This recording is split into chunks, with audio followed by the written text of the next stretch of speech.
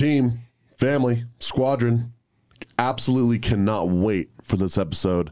We've got the Polar Bear, Bennett Heyrend, the Bloodhound, Charles Chucky Mills. Lot of experience, lot of accounts, lot of sauce from these two gentlemen. Can't wait to dive in. But as for right now, welcome out to yet another episode of The Landing Pad. Bennett and Chuck, welcome to the Landing Pad, boys. Welcome to the old rookery. How are we doing? We are doing fantastic. We're doing great. Happy to be here. Happy to be here in a dynamic duo form. I think we are all for the vibes today. It needed to happen. Bennett drove literally from St. George this morning, is going to do the podcast, and then drive to Vegas because you're heading to Portugal tonight. Quick ladder. I love that. Quick tap and go. It's got to go. That makes a lot of sense. It does. It's honest and athletic. And I love that Chuck showed up and is here, and we had to take a break from skiing. You've gone at least 74 times this season. It's good to, hey, thank you for making this a priority. We love to have you guys here. Of course. That being said, you guys are going to notice, right? There's two, not just one normal Golden Door guest on the podcast, but there's two today. Reason for that. Easton, do you know what the date is today? I don't. It's like March. It's the day after Pi Day? The day after Pi, so it's the 15th today. I think it's the 15th. Yeah, it's the 15th. You know what that means, though? The summer is about a month away. Is that right? That's right. Oh, so wow. what are we doing? We felt like we needed to have the rest of the Golden Door reps on. We have, mind you, 13 of them. So we realized that it was time to get the remaining 6 on. So what we're doing, we're going into a new campaign. It's the Golden Door campaign. It's going to be a big deal. You're going to see posts, yada, yada, yada. This week, we have the Polar Bear and the Bloodhound. Next week, we've got the Sarge and All Day McKay. The next day, we've got our brother in Christ, Nathan Hawley, and right. Swandy McSwanders the next week. So 3 weeks, 2 guests, a lot of Golden Doors, 6 Golden Doors on the podcast next 3 weeks. It's going to get aggressive. We want you all to be able to, probably a lot of you guys are driving out to area right now. Listen to these guys. Take notes from these guys. These guys are the best in the world at what they do. And we have the pleasure of sitting down with 6 of them over the next 3 weeks. So please take notes. These guys came prepared. We were in a group chat last night, and these two are ready to go. Yeah. You can feel it. Lot of juice, sauce, dressing, all the things. It's all the things. Just know that it's a lot. It's a lot, and we're ready to go. But before we do, let's get into some grit news. This Thursday and Friday, meaning tomorrow and Friday, the GPS. It's going to be awesome. Right, we'll talk about that, but you've had to have qualified for the company trip, $150K, which next year it's going to be 200 accounts as a rookie, 250 as a veteran or as a sophomore, and 300 accounts as a veteran to be able to qualify for the GPS, and or 5 net recruits. So one of the two, but we're excited for that. And East, maybe you just touch on this. This is breaking news that we actually were privy of before anybody else. Our guy, at this point, you will have heard the Matt Gay episode by the time this drops. Our guy, Super Bowl champion Matt Gay, just secured the bag. The bag. Biggest free agent kicker deal in NFL history, going to the Indianapolis Colts. Yeah. What are the specs of the deal, Garth? 4-year or 5-year, $22.5 million guaranteed. That is outrageous. Yes, nice. It's kind of nice. The kicker got the bag. And I got some news for you. There's not one guy that deserves it more than that guy. Oh my! Just met him for the first time, and I was blown away. What a dude! What a dude! Family, football. Come on. Yeah. That guy needs it. That guy needs to be coaching a high school football team when all is said and done. And I would love to be his assistant coach. Yep. I'm not qualified for it. Nor will I get the job, but I would love to. Bring the energy though. I will bring it, and it'll be electric. This 4 right here on this podcast would make a hell of a coaching staff. 100%. We'll get the troops riled up. We're ready game day. We've got a Cowboys fan. Who do you like? Commanders. Okay, then Rams. And who do I'm a Lions guy. You're a Lions guy. Underdog energy in this room. Big Dan Campbell guy. Big culture first guy. You know, Jared Goff. Okay, well, hey, that is it for the Grit News. If you haven't listened to the Matt Gay podcast, listen to it. That was amazing, and that's going to be dropping. Obviously, you'll have already listened to it or had the opportunity. Easton, you know what time it is. You know what time it is. We're going to fly through it. It's that time of year. We've got 2 Golden Doors to get to, so we're going to fly through this. But we couldn't go without our locks of the week of the March Madness, Thursday, Friday, Saturday. It's some of the best sports betting days of the entire year. So, of course, we had to have some hot takes. Okay. Courtesy of our guy, Ryan Jenkins. We elected to not have him phone in because last year when he phoned in, it was an absolute filibuster. 10, 15 minutes. Ran our minutes up. Without a breath of just picks on picks on picks. And on I picks. actually think he like woofed on like 9 out of 10. What matters is that he bounced back this year. He did, and he's what back. matters is that he's back. absolutely tailing. Mm-hmm. So we've got a couple of locks here. We've got a 3-leg parlay. We've got Penn State money line, Arizona, who he's got big hopes for this tournament, covering 14.5 in the first round, and UConn covering 9 plus 760. Wow. Mm-hmm. And to be honest, there is not a human that I know or I've ever met in my entire life that has watched more college basketball than Ryan Jenkins. Yeah, he's invested. So, I mean, like, take it for what it's worth, but this is free money. Hey, sometimes you got to wonder, though, for March Madness, is that a blessing or a curse? You don't know. Because you've seen the trends, and then what bucks all the trends? March Madness. And he did whiff last year, but I believe in him. Yeah, you got a point there. I feel like I might be better equipped to make these picks having not watched a singular game of college basketball. Facts. Pushing forward, Final Four. Ryan's got Arizona, the Duke Blue Devils, Indiana, and the UCLA Bruins. I like UCLA, actually. Yeah. I think they'll do well this tournament. But in the championship game, he's got the Bruins versus the Arizona Wildcats, with the Wildcats coming out on top. Yep. Huge shouts out Richard Jefferson and all the other Wildcats out there. Yeah, it's going to be, hey, we love March Madness. I'm looking to get real flirty with March Madness, so I know this will be airing. Oh, the tournament will still be going on by the time this airs. Yeah, so we'll probably be close to the Final Four. If you guys have any locks come Elite Eight, Final Four time, please send them my way. I'll be sure to get them on the pad. But that wraps up our hot takes. Now we can get to the inflammatory and feather ruffling that we all came for. That we need to welcome everybody to the top 10. We went over some of the guys' top 10. We went over Chuck's top 10. We went over Bennett's top 10. You guys had a couple of good ones. I think you had Caleb Grandel in there, which was big. I did. You had, did you call any right ones? Last year, I just gave a top 5. It was, I gave Drew, I believe it was Drew, Cody, bet big on Jay Kurt. Yep. I'll bet big on him again. I'm so on Jay Kurt's bandwagon. I'll double down. And yeah, so I think I got Drew. I got the champion right in the bracket. That's worth the most points. Yeah, the one seed. You got the one seed right. It made it happen. So we're gonna go into this year, 2023 top 10. Starting, let's start with the polar bear. Starting from number 10. Let's hear them. Rapid fire. What a blessing to be here. I didn't see your phone. I thought you literally had it memorized. I was like, that is aggressive. I've been studying. You're ready to go. I wouldn't put it past him. No, me neither. Studying the trends. No, what a blessing to be here where we have so many golden doors that we don't even have enough weeks of podcasts that we need to pack them in. So Yeah, that's actually crazy. it'll get aggressive this year. Well, studying, I think there's a lot of dark horses. Anybody, like I always will say, top 15, top 20 could make a move into the top 10. You really, I feel like, don't know, but I'm going number 10 with Alec Withers. Alec Withers, I feel like, is on a comeback year. He's hungrier than he's ever been. He's been training 9 to 9 every single day. And there's something to be said about training every single day that just builds your bandwidth of your mental capacity. You can only run so many recruiting meetings and so many trainings. So that guy's ready to go. Alec at 10.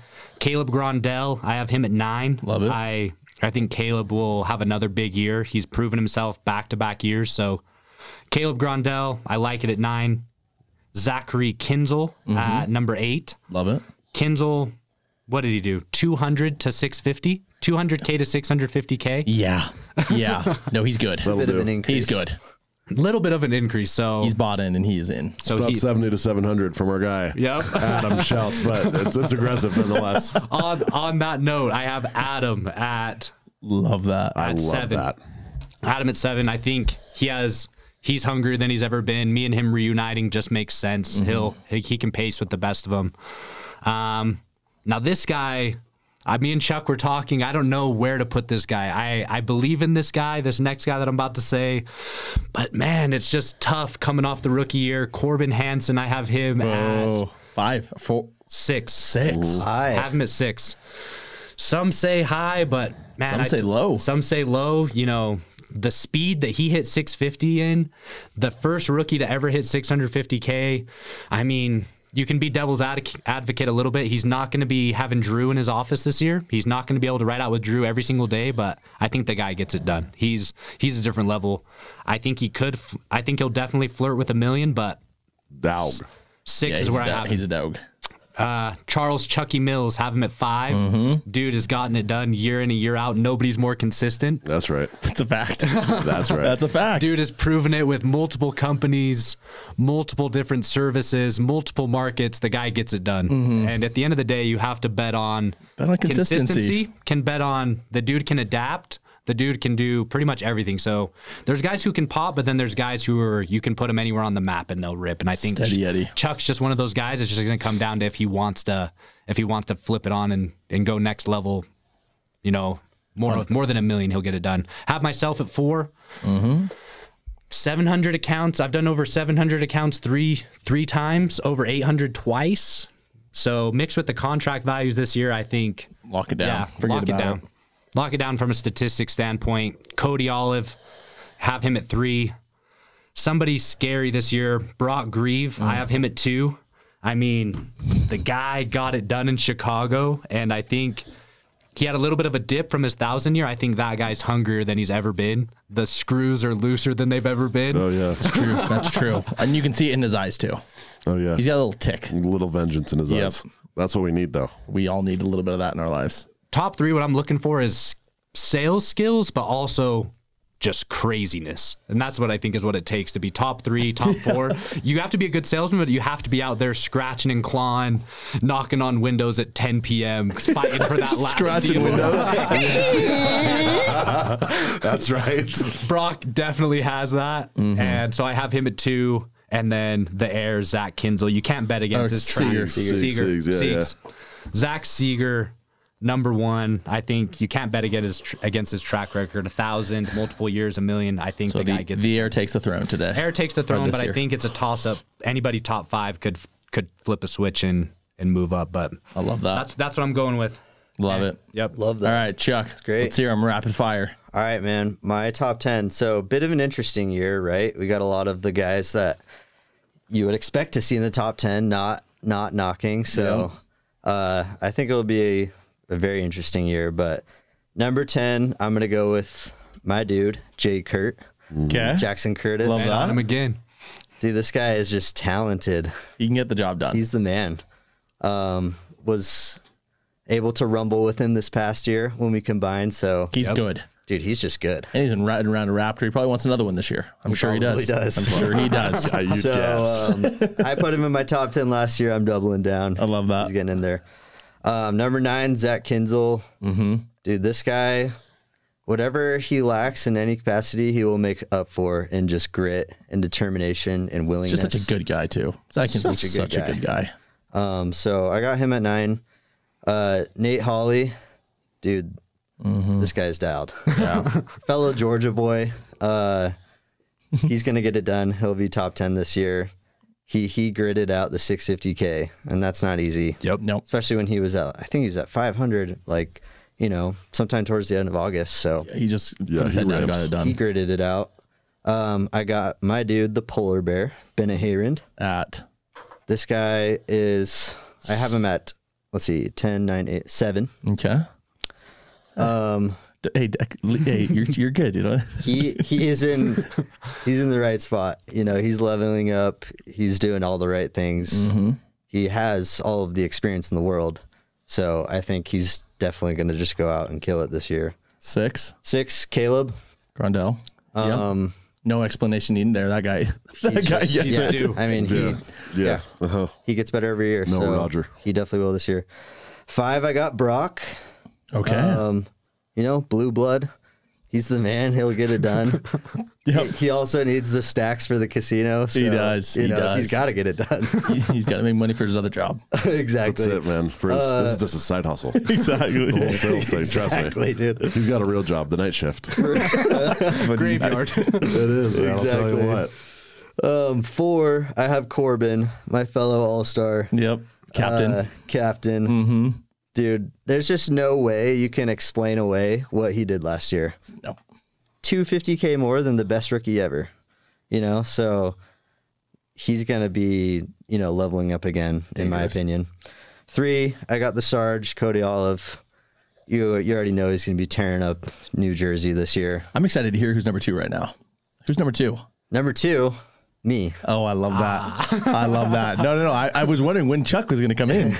That shows me something. We'll talk about it in a minute. Yeah, we'll talk about that. And then number 1, I got Zach Seeger. No one's done it like he has the first 3 years. Yeah, 100K week. And not only is he just, he's so good, but he's just psychotic. Yeah, no, he's good. He's insane. And he believes in himself. Yeah, those are 2 top 10s that I love. There's some guys we have not mentioned. I love those. Okay, well, from there, we're just actually going to get it. Actually, let's do these super, super fast. Okay, you guys ready? The people want to get to your guys' meat and potatoes, so we're going to fly through these 2. Versus Tyson Fotheringham versus Daniel Hansen. Go. Dude, Daniel Hansen was recruited out of Portland selling solar from his house by James Fox, and he did over 300, I think 250 accounts in like 2 months. That guy gets it. So you taking Daniel?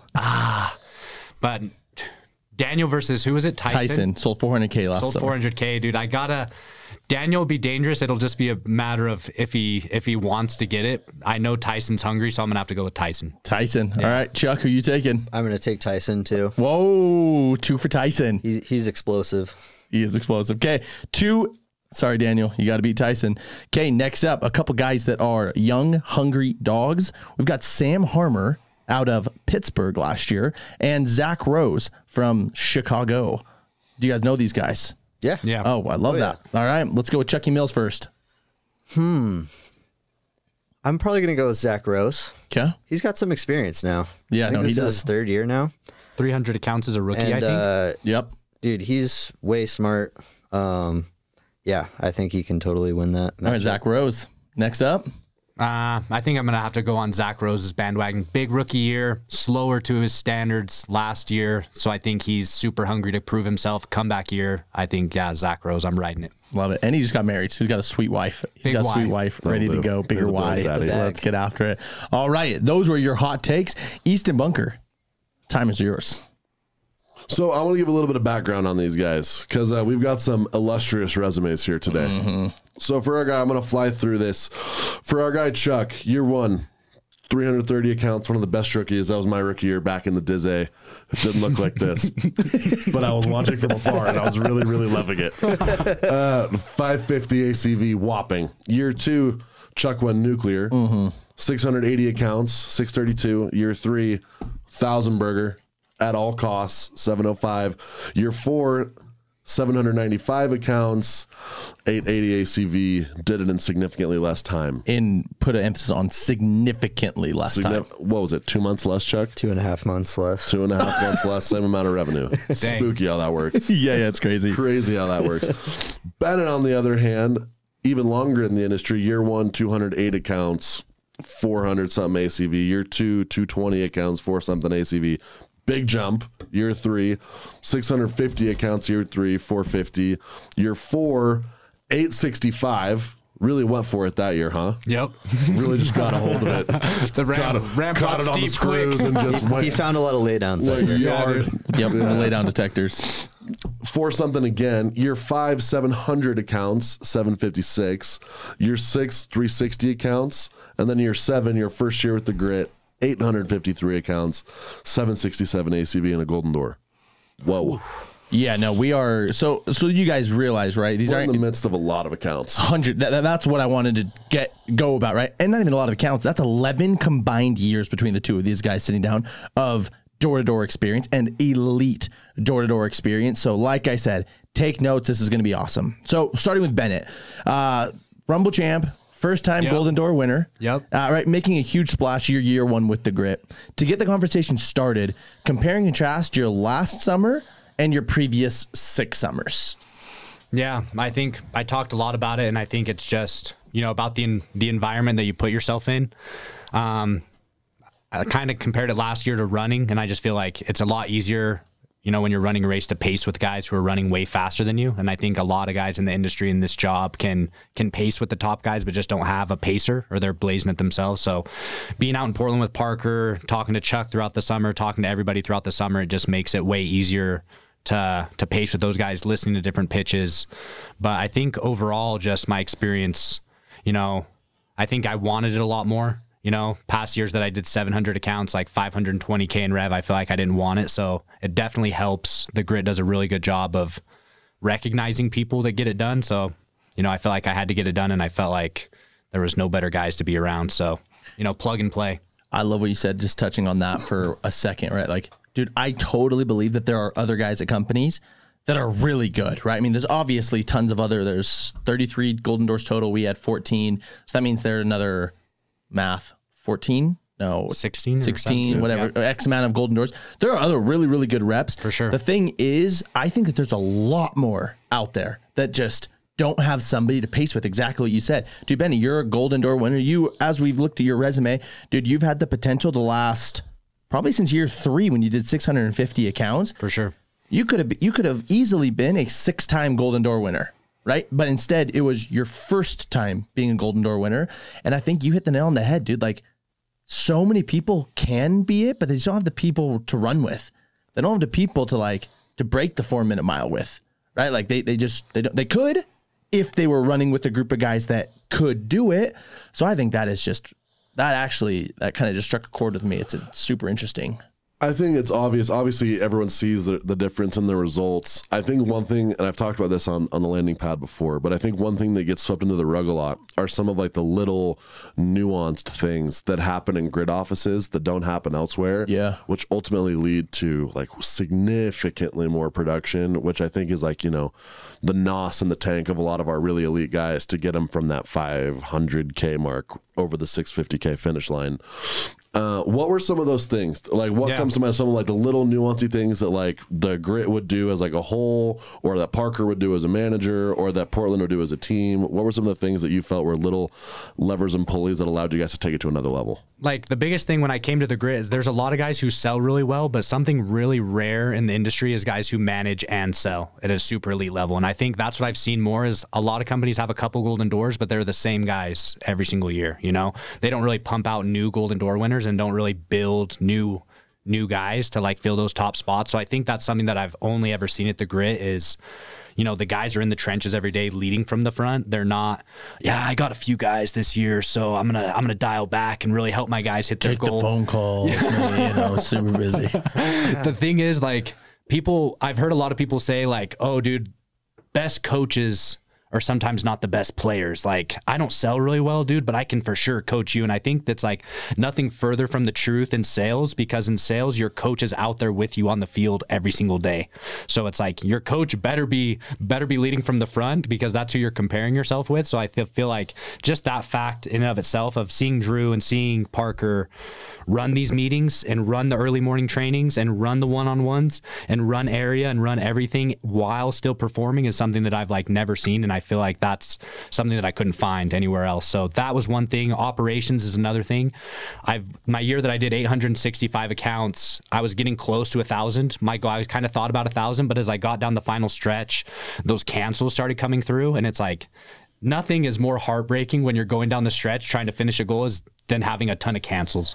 It's like, dude, they're falling off quicker than I can put them on, bro. What am I even out here for? It's like, I get that on such a deep level. So it's like, if your operations aren't dialed down the stretch, if you're not having the same day technicians, if you're not having the pods tight and all the routes super effective, if your manager doesn't know what he's doing with that, and you're scheduling 3, 4, 5 days out and your accounts aren't getting serviced, nothing's going to kill your momentum quicker than that. So that's something that really helped me finish it out this year, was just like, I've never seen more dialed operations, more dialed branch managers, everybody. Then I feel like that's just comes down to grit and leadership and just guys taking the time out to like build those things out and sacrificing. Shout out Axiom. We love our operating partners, especially Axiom. They're great. Awesome opportunity. Not to take anything away from Parker doing the routes and the pods, but Axiom is awesome in regards to having a really awesome back end experience for reps. So for sure. Well, and it is so true, dude. Like, people also, how many reps start with the goal to get a Golden Door, right? Dude, 100, Like we have 1,000 reps at the Grit, more or less. And it's like, I bet there's 100 guys right now that are like, dude, a Golden Door. And every other company, dude, it's like, but nothing can kick you harder in the gut than cancels piling up, then technicians screwing a job up, reschedules. Like nothing hurts more than like, I remember even Chuck, when you're like, dude, I just need to do, I don't remember what it was. It was something you're like, dude, I had to cancel today. And I'm like, it's okay, dude. It's just one. Like me looking out, me like looking out like, dude, it's just one. You're like, bro, that's enough. Like it takes a lot from you for sure. So recognizing like the operations, recognizing the routing team, recognize all those little things that have to go right in order to just stay on course, stay on track. Dude, a lot of those things just go unnoticed, which is why we also had Hammy on the podcast a couple weeks ago. Like shout out to him, making as easy, as clean as possible. Because I think you could have been a Golden Door winner 6 years, 6 of your last 7 years. But obviously this year was different. For sure. Right. Cool. So my question now is for the Bloodhound, our guy sitting pensively at the table, waiting to drop bombs of knowledge. I can't even wait.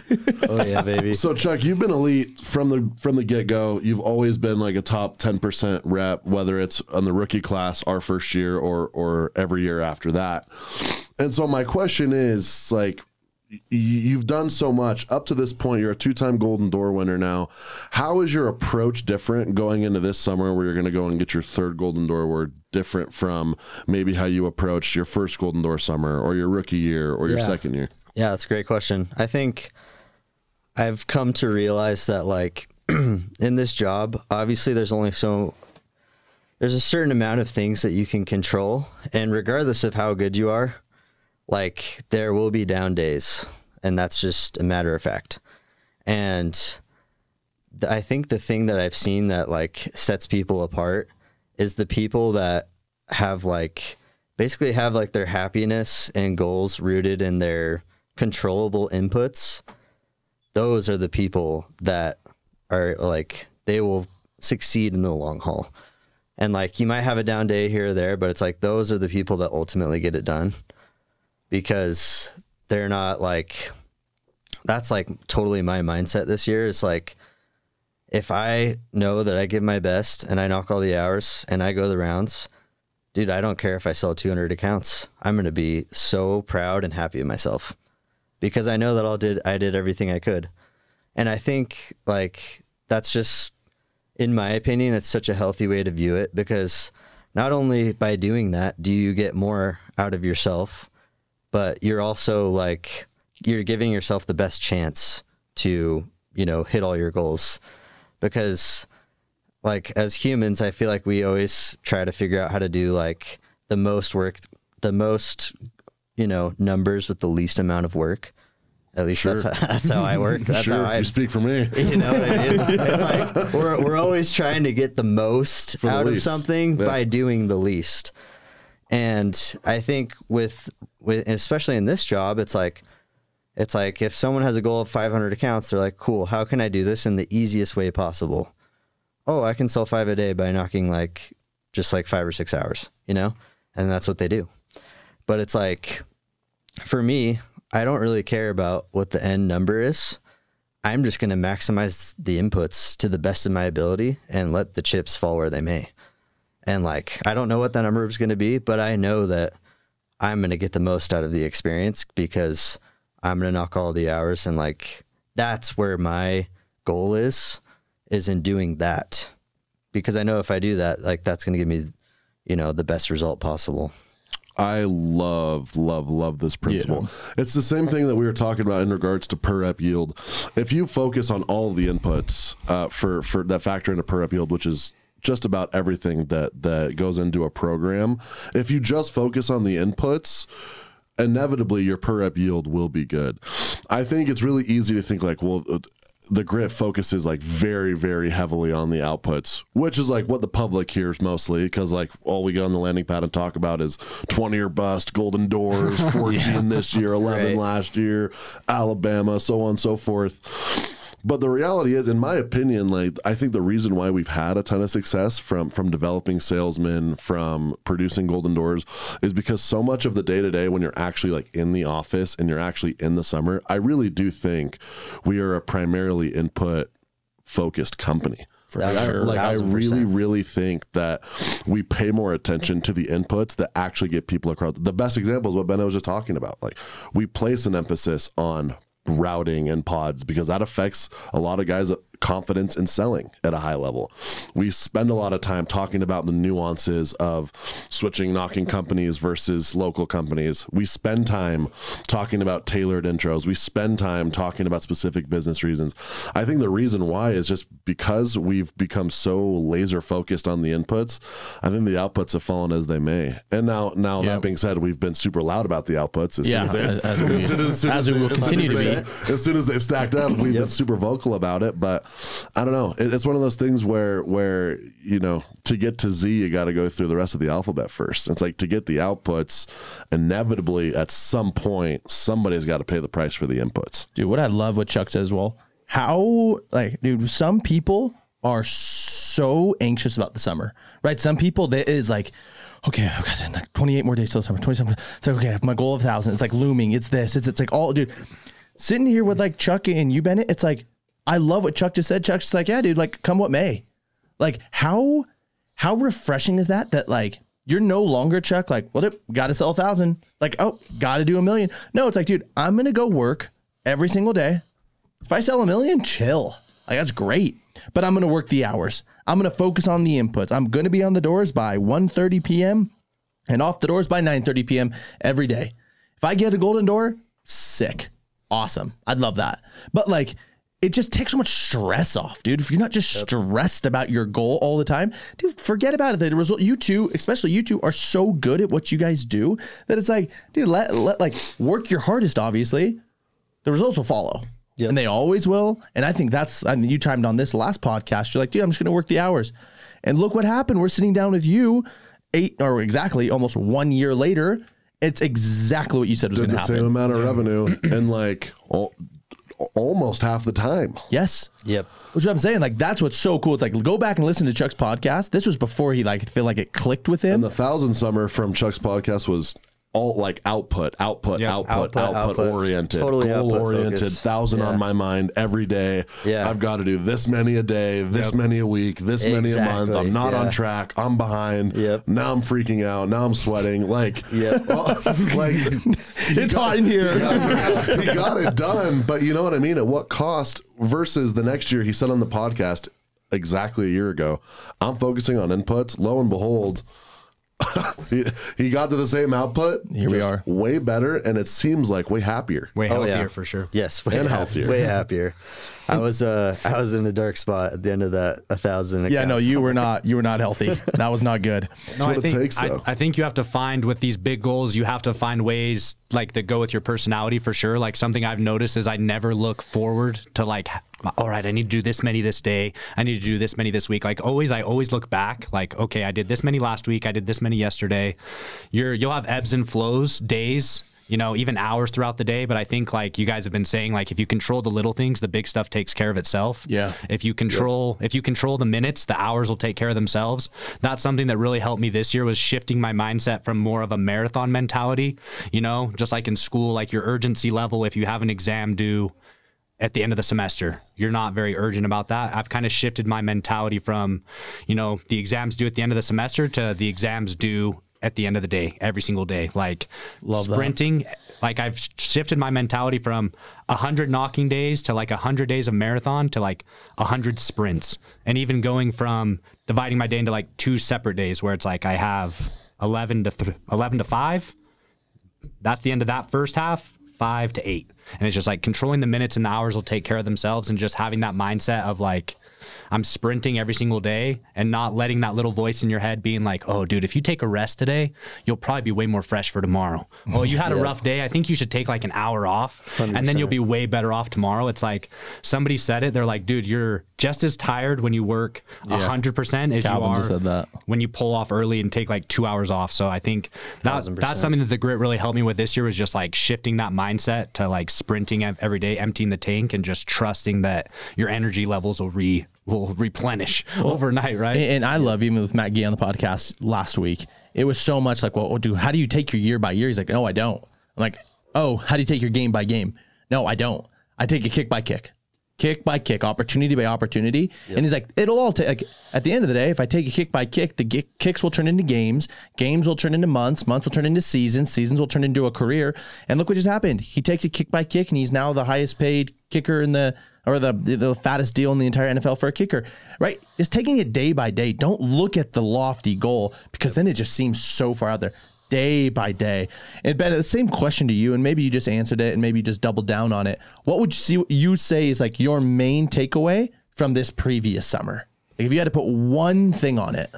Yeah, I think shifting my mindset for sure. And like, because a lot of guys work the hours and it's like, you do really well working hours, but I think to tap into that next level that you need to like start working the hours more intently for sure. And it's like, how locked in are you from this time to this time? So dividing my days up helped a lot, you know, just like controlling the minutes and just focusing on having a first half of the day goal, having a last half of the day goal, and having number goals, but also like Chuck said, tying it to a process. Like I'm going to knock this many hours. I'm going to try to get this many doors in, and then try to like go through this many objections, and then it's just kind of like let the numbers fall where they may. But I think just shifting that mindset of pacing myself differently and trying to just sprint every single day and not trying to so much pace for 1,000 where it's like, I'm at 8, sounds good. Like I'll go home today. It's like, I'm on track, kind of scratching and clawing for those last few deals really make the difference at the end of the summer. I was going to say one thing too. Like, I don't want anybody to listen to this and be like, well, as long as I work the hours, I should be good. No, like the results should follow. We put you in a good spot for sure. If they're not following, then like, okay, let's make adjustments. Let's reassess. I don't want you to be like, well, I did exactly what Chuck said to do. I'm working from 1 to 9. Yeah. And I bageled for the last week. It's like, okay.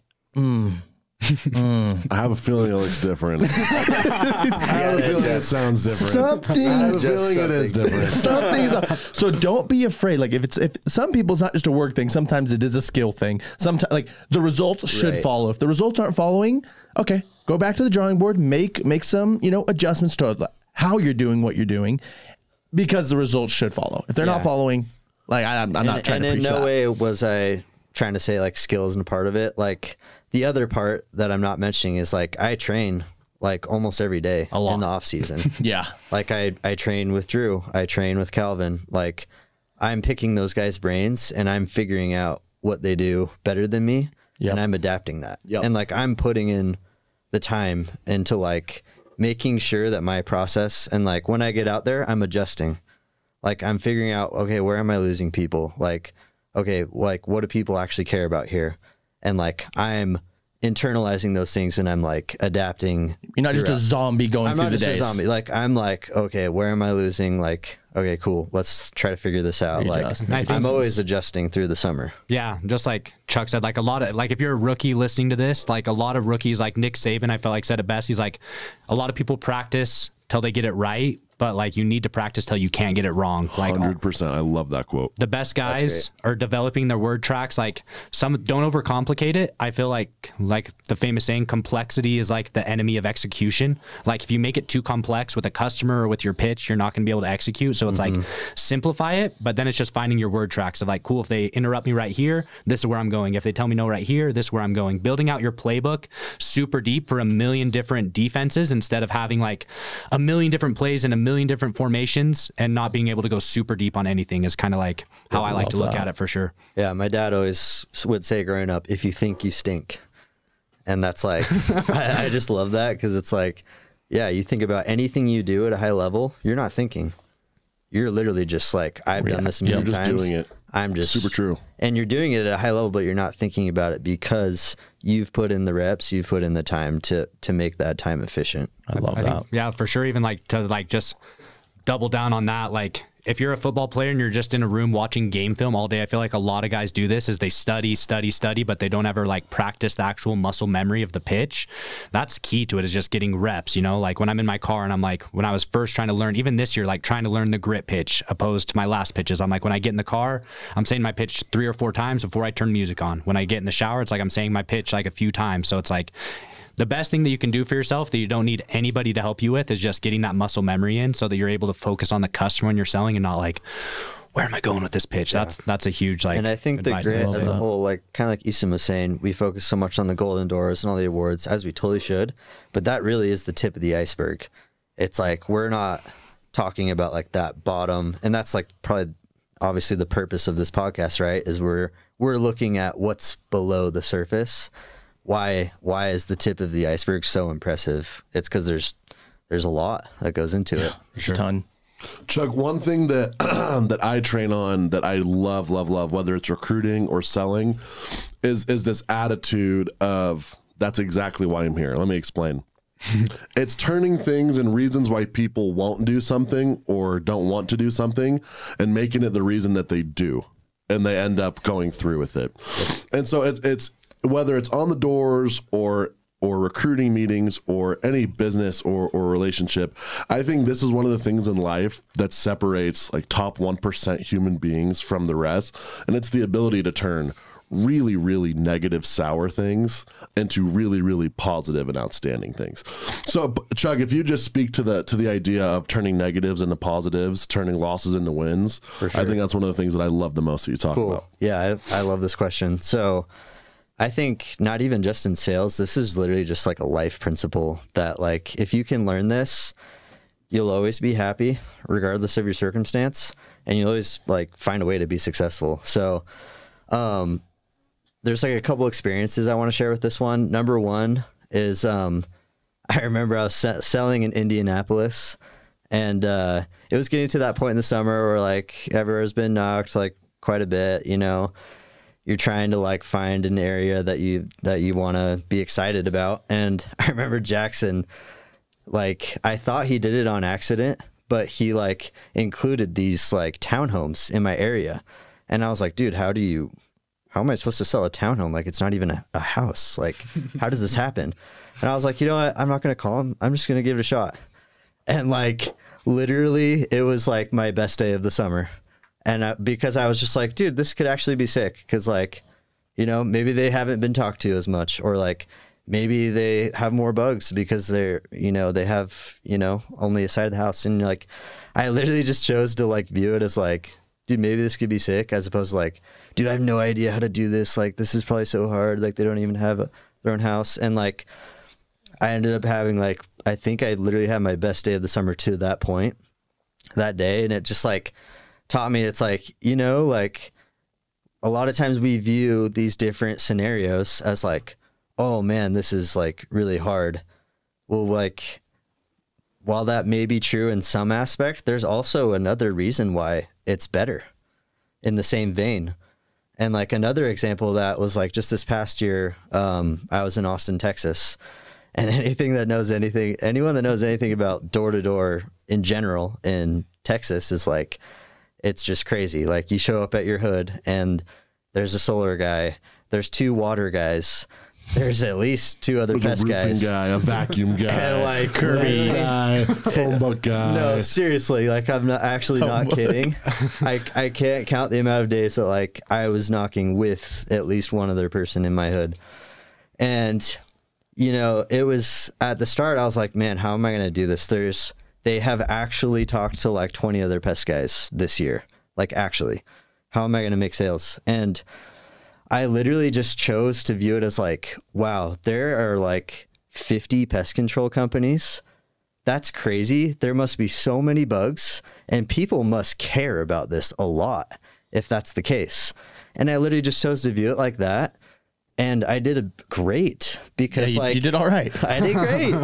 But like, I literally would attribute it to me just like being like, man, seems like an impossible scenario. Like, wait, this actually might be sick, because like, dude, these people care about pest control and you can't find that anywhere, like everywhere. Or like, man, there's all these companies like, dude, they must have crazy problems with bugs out here. And I literally just viewed it like that. And lo and behold, like that's literally what happened.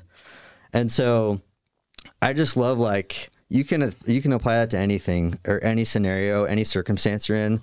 Like, any objection, right? Like, I want like any rep who's listening to this to like, every time they get to their area, whatever negative thing, oh, this place is too rich or whatever it is, like, just choose to view that as a freaking positive. Like, oh man, this is rich. Dude, these people can pay for it. This is going to be sick. Yep. Or like, oh man, this is like kind of like lower income. Dude, they must have never talked to anyone. This is going to be awesome. Like, literally, you can do that with anything.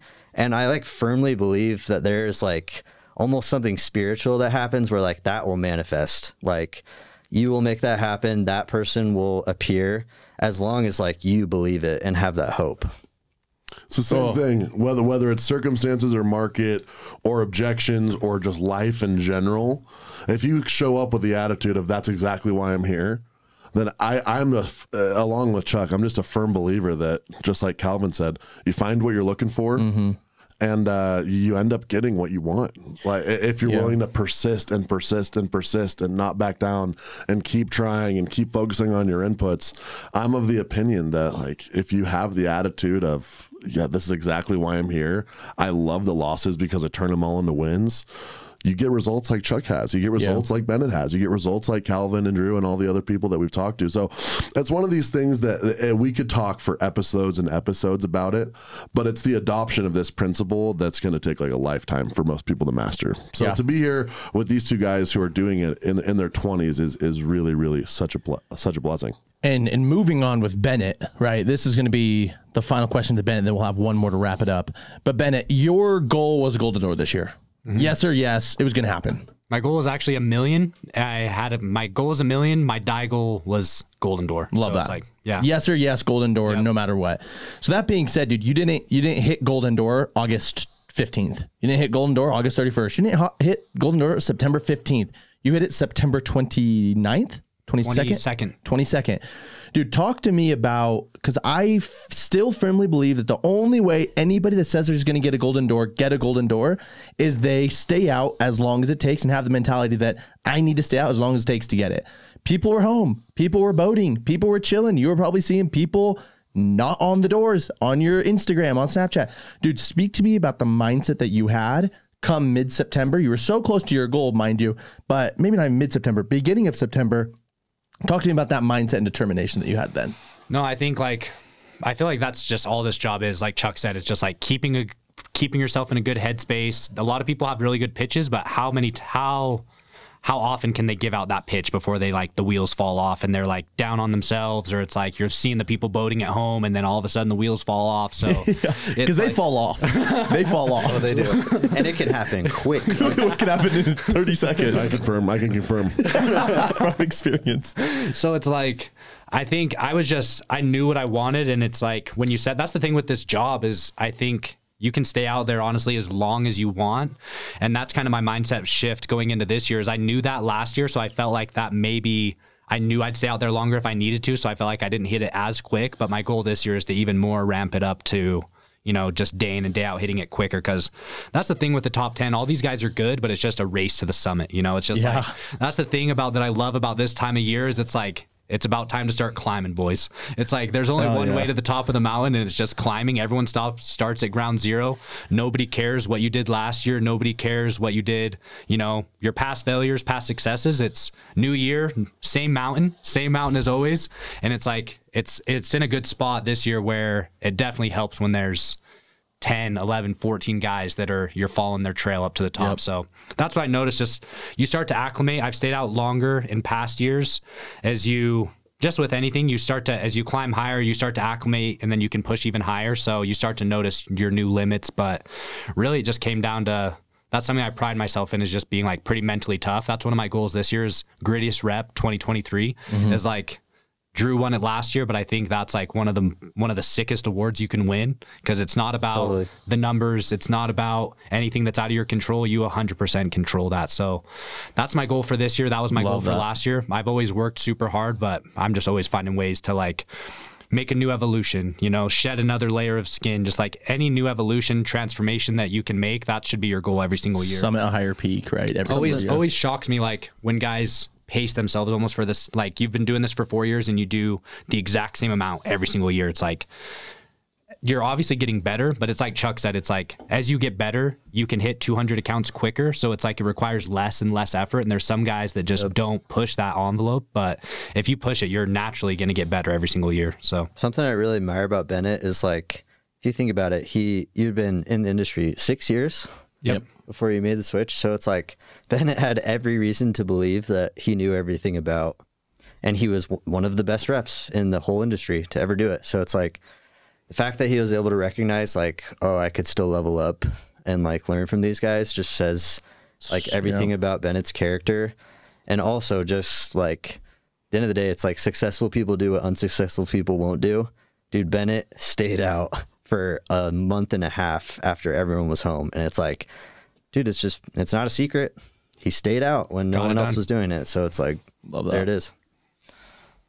Well, anything to wrap up with? Which I mean, that's a mic drop. To end on. I don't have much left. I was listening to this podcast. I think it's me like 51 minutes. I'm just like, man, if I'm a rep driving out to area right now, listening to this, like this has been one, like this could be my favorite, like sales mindset podcast I think we've done. Like this has been awesome. I literally have nothing. I want to leave it at that unless you have something. No, so actionable. What I've loved about this is it feels super actionable. Yeah. People can take what they're hearing and actively implement it right now, this summer, currently. Yeah. Because what Bennett said is so true. And it's one of the principles of sales that makes it extremely hard, but extremely rewarding. You're starting at the summit right now for a whole new summer, and it doesn't matter what you've done or haven't done. Nobody cares. And the craziest thing about this job is you're starting a new summit every damn day.